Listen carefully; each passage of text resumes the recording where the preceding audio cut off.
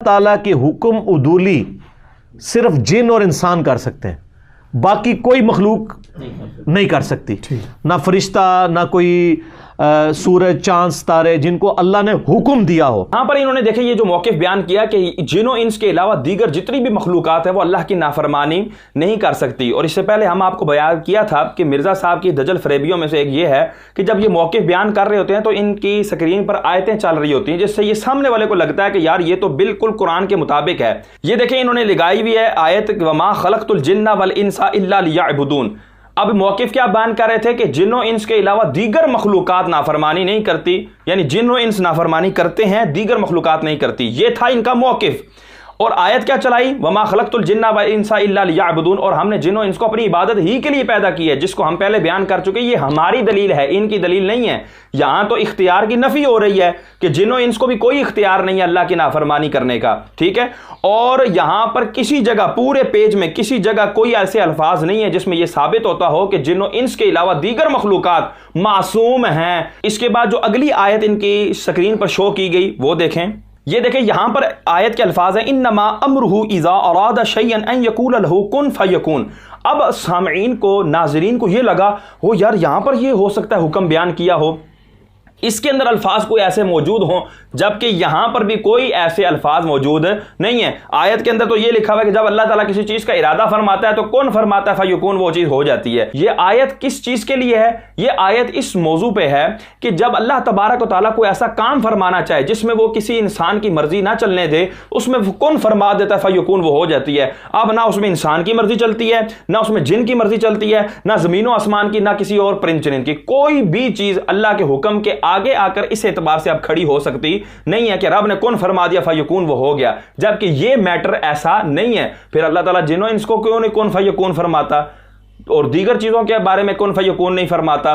तो ये इसको देखें किस अंदाज से जो है ना वो अपने मौक़िफ़ के ऊपर आयतें लाई जा रही हैं ताकि लोगों को ये लगे कि हज़रत साहब ने बिल्कुल कुरान और हदीस के मुताबिक मौक़िफ़ बयान किया है, हालांकि ऐसी कोई बात भी नहीं है। अब सुने दलाइल कि हदीस पाक के अंदर अहदीस में ये मौजूद है कि दीगर मखलूक़ात भी मादा मासियत उनमें होता है, वो नाफरमानी करती हैं। दलाइल देने से पहले ये बताता चलूं कि सैयदी आला हज़रत ने मलफूज़ात शरीफ में ये जो इबारत फरमाई कि जब मजमा हुआ कुफ़ार का मदीना तैयबा पर के इस्लाम का कला कमा कर दें, तो जंग अहज़ाब का ये वाक़या है, तो अल्लाह ताला ने अपने महबूब की मदद फरमाना चाहिए, तो बाद शमाली को हुक्म हुआ कि वो अल्लाह के हबीब की मदद करे, तो उसने इनकार कर दिया, अल्लाह ने उसको बांझ कर दिया। ये वाक़या सैयदी आला हज़रत ने इस पॉइंट ऑफ व्यू के एतबार से लाया था कि अल्लाह ताला की नाफरमानी दीगर मखलूक़ात करती हैं और उस पर उनको सजा दी जाती है। वो इबारत सुने, फरमाते हैं इन यानी हैवानात, नबातात, जमादात में मादा मासियत यानी गुनाह का उनसर भी है। इनके लायक जो सजा होती है वो इनको दी जाती है।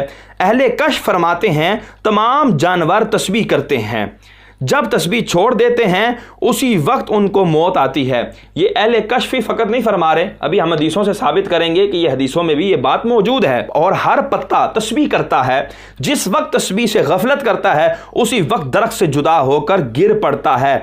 इस इबारत के बाद फरमाया जब मजमा हुआ कुफार का मदीना तैयबा पर, यानी अपनी इस इबारत पर आपने दलील के तौर पर यह रिवायत लाई। मैं कहता हूं खुदा के लिए मिर्जा साहब जब कोई बात पढ़ो ना तो पीछे और आगे से सारा पढ़ लिया करो, सियाको सबाक इसको कहते हैं। उनको जब पढ़ लोगे तो मैं भी तुम्हें कुछ ना कुछ अकल आ जाए कि यार ओहो ये तो रिवायत के अल्फाज हैं, ये तो दलील के तौर पर ला रहे हैं। अब वो दलाइल समात फरमाएं कि जिनके अंदर इन मखलूक़ात की नाफरमानियों का तज़किरा मौजूद है। सही बुखारी शरीफ है, जिल्द अव्वल है और सफ़ा नंबर 593, हदीस नंबर है 3359।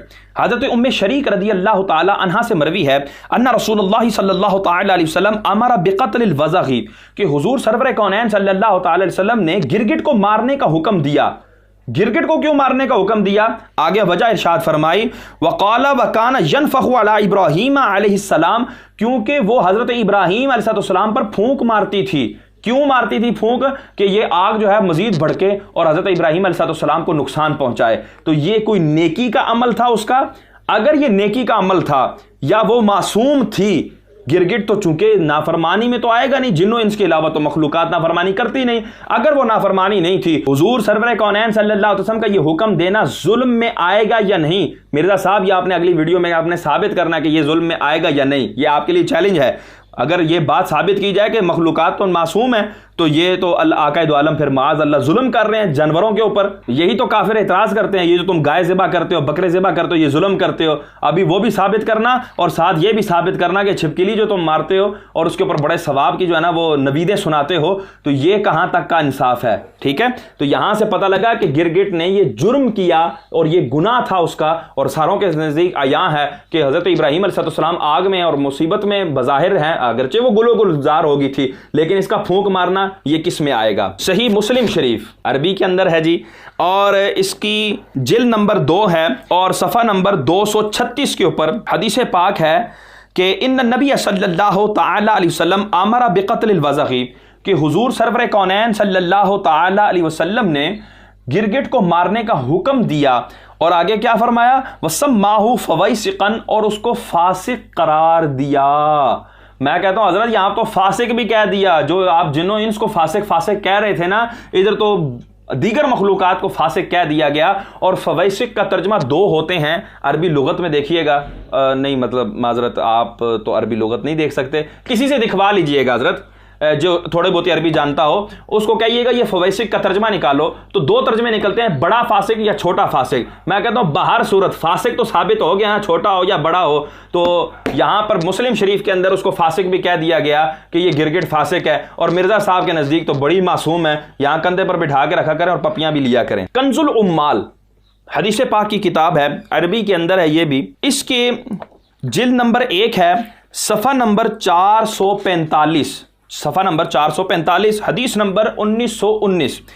मा सईदा सईदुन वला कुतिअत शजरतुन इल्ला बितजी तस्बीह, फरमाया जो भी जानवर शिकार किया जाता है और जो भी दरख्त काटा जाता है वो इसलिए काटा जाता है कि वो अपनी तस्बीह को ज़ाया करता है। तो तस्बीह ज़ाया करने की वजह से जानवर को शिकार कर लिया जाता है और दरख्त को काट दिया जाता है। और उसी से अगली हदीस पाक है 1920, हदीस नंबर है, उसमें हदीस के अल्फाज हैं इल्ला बिकिल्लत तस्बीह। पिछले अल्फाज वही हैं कि जब भी कोई जानवर पकड़ा जाता है, जानवर को शिकार किया जाता है और दरख्त काटा जाता है, तो वो किस वजह से काटा जाता है? तस्बीह को ज़ाया करने की वजह से। अगली रिवायत के अल्फाज हैं कि वो तस्बीह के अंदर किल्लत करने की वजह से काट दिया जाता है। मैं कहता हूं अगर ये मासूम है, इनका कोई कसूर नहीं, तो इनको ये सजा क्यों दी जा रही है? तस्बीह में कमी करना, तस्बीह के अंदर किल्लत करना, क्या ये कोई कार सवाब है हजरत साहब आपके नज़दीक, कि जिसकी वजह से आप इस बात के कायल हैं कि नहीं जी दीगर मखलूकात पर नाफरमानी कर सकती ही नहीं है? और भाई ये नाफरमानी है उनकी, जिसकी पर उनको सज़ा दी जाती है।